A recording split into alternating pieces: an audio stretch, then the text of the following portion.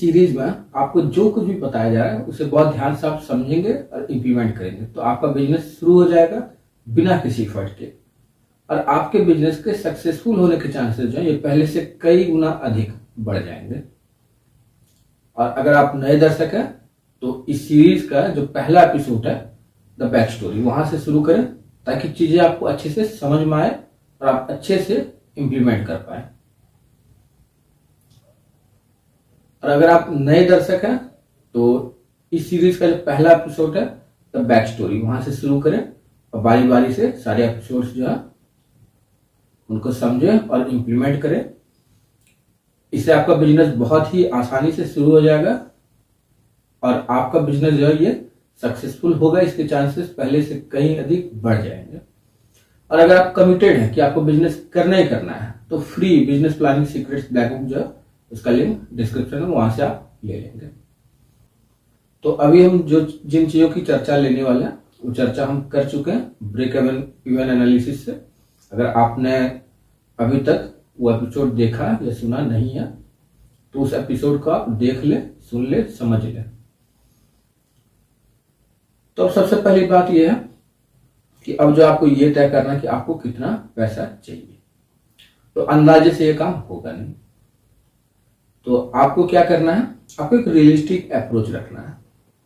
आपको ये पता करना है कि आपका बिजनेस जो है वो किस तरह से ऑपरेट करेगा, फाइनेंशियल रिजल्ट जो है वो क्या क्या देगा। हो सकता है कि कुछ गेस वर्क आपको इस वक्त करने पड़े, लेकिन आपको कोशिश करनी है कि 5 से 10% मैक्सिमम वेरिएशन हो रिजल्ट्स में, उससे ज्यादा का नहीं है। तो कुछ गेस वर्क्स हैं, कुछ जो है एनालिसिस है जो आपको करना होगा। तो 3 चीजें हैं जो कि आपको याद रखनी है। सबसे पहला, आपको कितना पैसा चाहिए। दूसरा, आप कितना पैसा खर्च करेंगे। और तीसरा, आप पैसा वापस कैसे करेंगे। इन 3 चीजों का आपको ध्यान में रखना है। तो प्रॉफिट एंड लॉस फॉरकास्ट ये असल में है क्या। तो असल में ये एक फॉरकास्ट है, मतलब इन फ्यूचर आपका बिजनेस जो है कितना सेल्स रिवेन्यू लाएगा, इसका ये फॉरकास्ट है। और जब आपका बिजनेस सेल्स रिवेन्यू अच्छी लाएगा तो क्या होगा, प्रॉफिट होगा। और जब प्रॉफिट होगा तो कैश फ्लो जो है वो भी अच्छा होगा।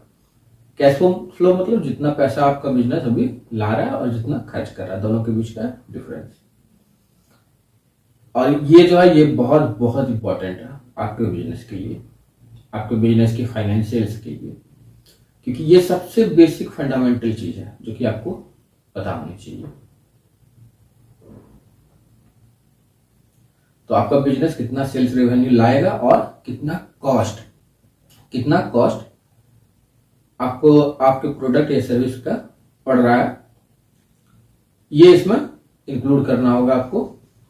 और एक बार फिर से मैं बता रहा हूं, सबसे बेसिक चीज जो है वो ये है और सबसे इंपॉर्टेंट चीज ये है, प्रॉफिट आएगा तो कैश फ्लो पॉजिटिव होगा।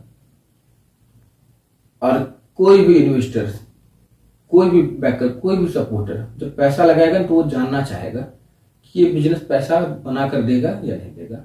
अब जिस बिजनेस में अच्छा पैसा बन रहा हो उसमें पैसा लगाना कौन नहीं चाहेगा, और वो बिजनेस जिसमें कि अच्छा पैसा नहीं आएगा उसमें लोग क्यों लगाएंगे पैसा।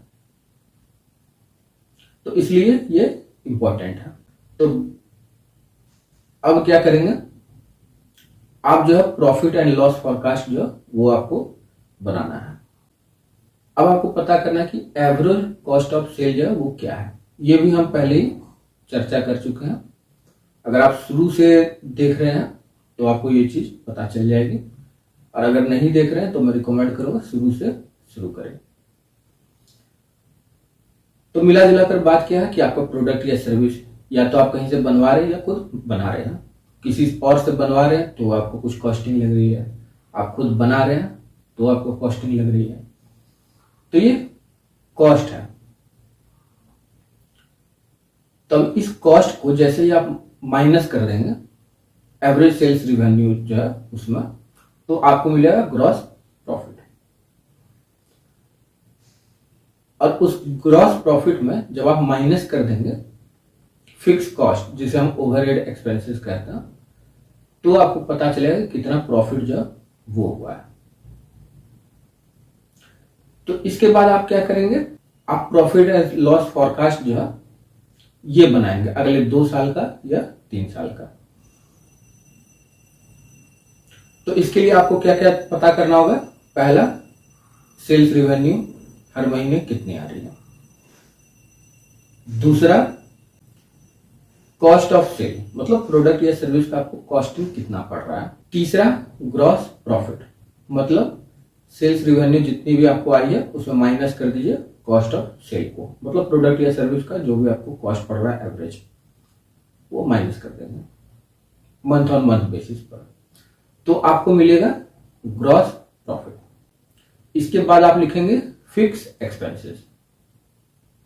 तो इस तरह से आपको फॉरकास्ट बनाना है अगले 2 साल या 3 साल का, जब तक आपको लगता है कि हाँ आपका बिजनेस जो है ये जितना आपने पैसा लगाया है उतना पैसा वो वापस दे देगा आपको।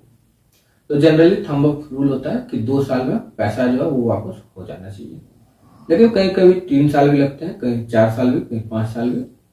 तो आपको एटलीस्ट पहले 2-3 साल का फॉरकास्ट बना के चलना है।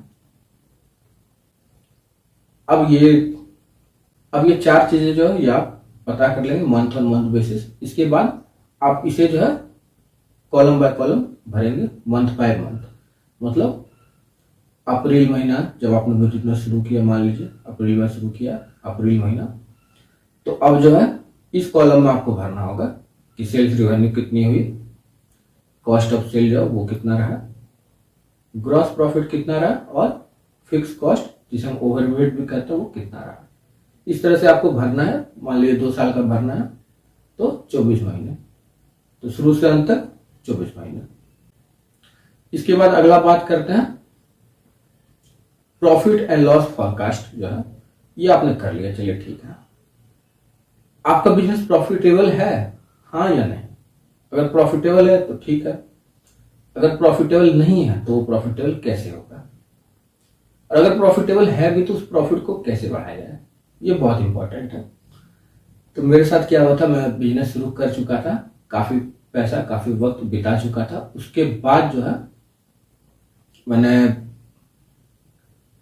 हिसाब लगाया कि कितना प्रॉफिट या लॉस मुझे होगा। तो मुझे पता चला या तो मार्जिनल प्रॉफिट होगा या लॉस होगा।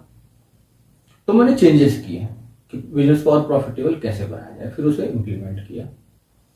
तो इसमें अच्छा खासा पैसा मेरा जो वो लग चुका था, उसके बाद मुझे पता चला। बट आप जो है ये पेन और पेपर पर लिख कर डिसाइड करेंगे तो आपको बिना पैसा लगाए ही पता चल जाएगा कि आपको कितना पैसा लगना है, प्रॉफिट होना है या लॉस होना है। अगर लॉस होना है तो उसको प्रॉफिट में कैसे लाया जाए, वगैरह वगैरह।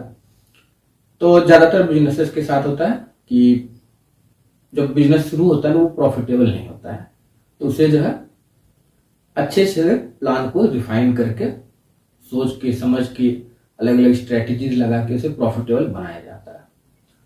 और अगर प्रॉफिटेबल ना हो सके तो उस बिजनेस को करके कोई फायदा नहीं है, उस बिजनेस को बंद कर देना चाहिए या शुरू ही नहीं करना चाहिए। तो इस तरह से जो है आप कैलकुलेट कर लेंगे, एक फोरकास्ट निकाल लेंगे कि इसमें प्रॉफिट जो है कितना होगा, और जिस बिजनेस में प्रॉफिट नहीं होगा उस बिजनेस को करना ही नहीं है। कोई बिजनेस है जो कि प्रॉफिटेबल है तो उसको और प्रॉफिटेबल कैसे बनाया जा सके। कोई बिजनेस है जो कि लॉस मेकिंग है लेकिन उसको जो है आप अपने बिजनेस प्लान में चेंजेस करके प्रॉफिटेबल बना सकते हैं, तो वो आप वैसा ही करें, चेंजेस कर लें अपने बिजनेस प्लान में और उसे प्रॉफिटेबल बना लें। तो बहुत ही क्रिएटिव थिंकिंग जो उसकी जरूरत इसमें आपको पड़ेगी। अब इसके बाद बात कर लेते हैं, आपने बिजनेस किया as per your plan, profitable रहा, तो अब जो है आपको देना होगा इनकम टैक्स।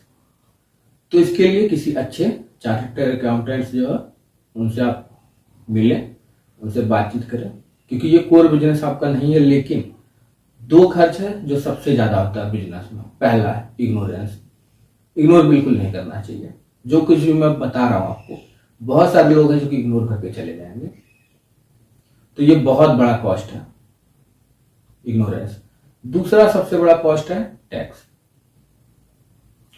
तो आपको जो है किसी अच्छे सीए से मिलना है, जिससे कि आपको ये पता चल सके कि टैक्स जो है वो कैसे आप बचा पाए।